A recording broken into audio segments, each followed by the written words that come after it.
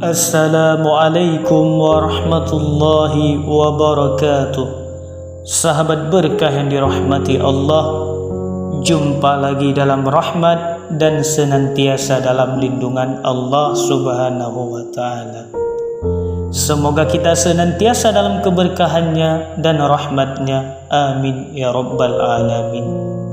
Pada kesempatan singkat kali ini, channel Sahabat Berkah akan mengulas tentang asal mula Lailatul Qadar. Namun sebelum berlanjut, sahabat berkah yang dirahmati Allah, marilah kita tebarkan syiar melalui channel ini dengan cara klik subscribe, like, share, dan jangan lupa tekan tombol loncengnya agar semakin bermanfaat. Amin ya rabbal alamin. Diriwayatkan Syam'un Al-Ghazi adalah seorang yang ahli ibadah, di mana selama 1000 bulan tak pernah lepas dari salat malam dan siangnya selalu berpuasa. Namun pada suatu saat ia justru dikhianati istrinya sendiri, dan pada akhirnya istrinya mendapat balasan yang setimpal dari Allah Subhanahu wa ta'ala. Kisah asal mula pahala ibadah 1000 bulan Lailatul Qadar. Syam'un, orang barat menyebutnya Samsun. Dia adalah seorang yang sangat disegani dan ditakuti oleh Bani Israel. Sudah tak terhitung lagi orang zalim yang mati di tangannya. Selain itu, Syam'un juga ahli ibadah dan tercatat ia sanggup beribadah selama 1000 bulan dengan salat malam dan siangnya berpuasa. Akan tetapi, apa yang terjadi? Ternyata di balik keistimewaannya itu justru Syam'un mempunyai istri seorang pengkhianat.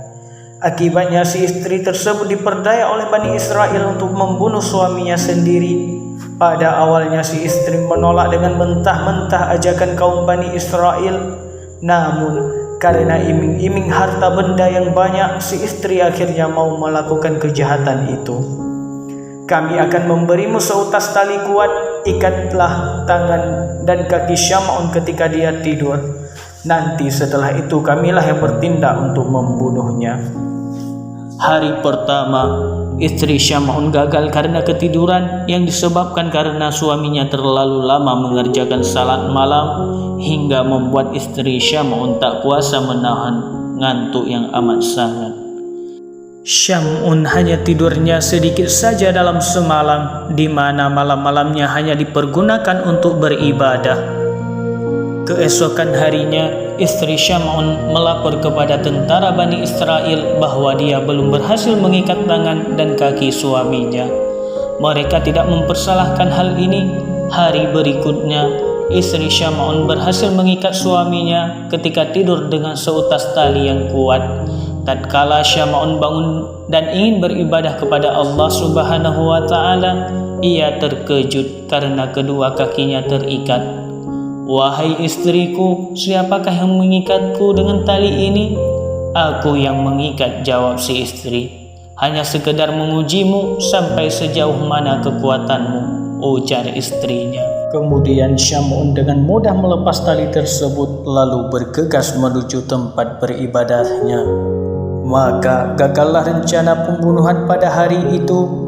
Namun setelah itu Bani Israel datang lagi dan membawa rantai, dan istri Syam'un siap mengikat suaminya lagi pada keesokan malamnya.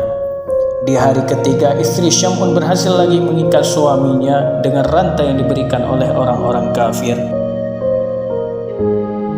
Tanya Syam'un, "Wahai istriku, siapakah yang mengikatku kali ini?"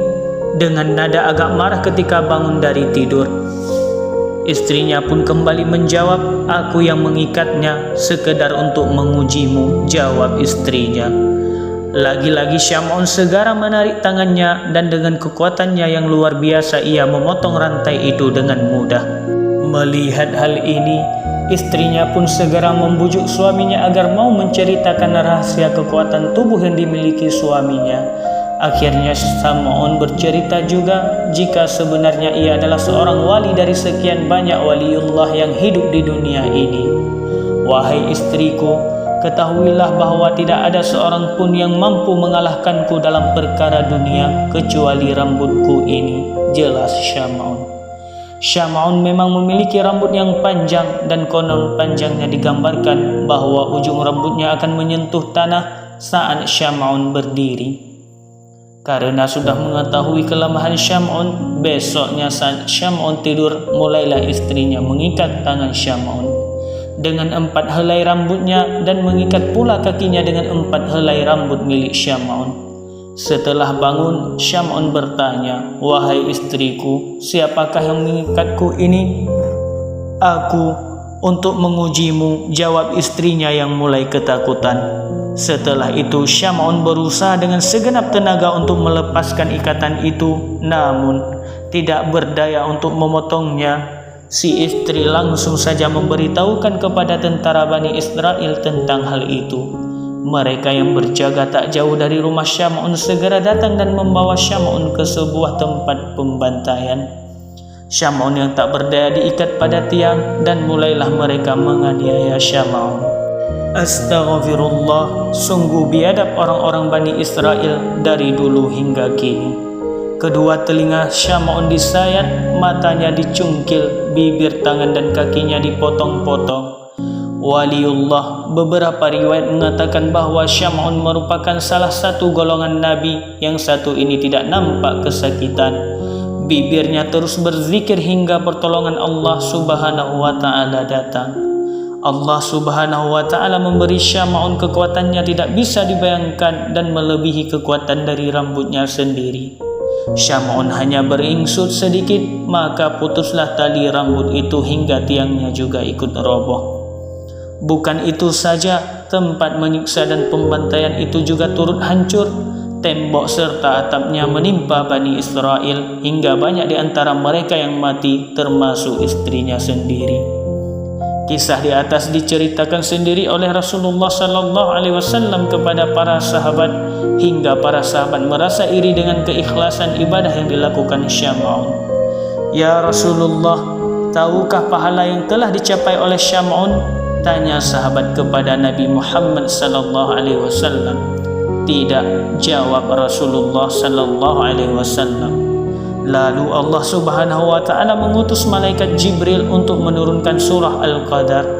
"Hai Muhammad, Allah memberi Lailatul Qadar kepadamu dan umatmu. Ibadah pada malam itu lebih utama daripada ibadah 1000 bulan," ujar malaikat Jibril. Allah berfirman dalam Al-Quran surah Al-Qadar ayat 1-5 yang artinya, "Sesungguhnya kami telah menurunkannya Al-Quran pada malam kemuliaan, dan tahukah kamu apakah malam kemuliaan itu? Malam kemuliaan itu lebih baik daripada 1000 bulan.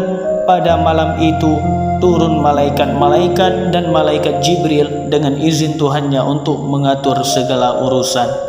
Malam itu penuh kesejahteraan sampai terbit fajar."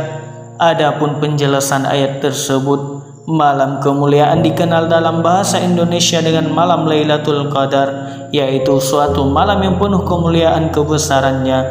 Karena pada malam itu permulaan turunnya Al-Quran. Mendengar berita itu, Rasulullah SAW menyuruh sahabat-sahabatnya untuk berburu malam Lailatul Qadar agar mendapatkan pahala seperti yang Allah Subhanahu wa Ta'ala berikan kepada waliullah Syam'un Al-Ghazi.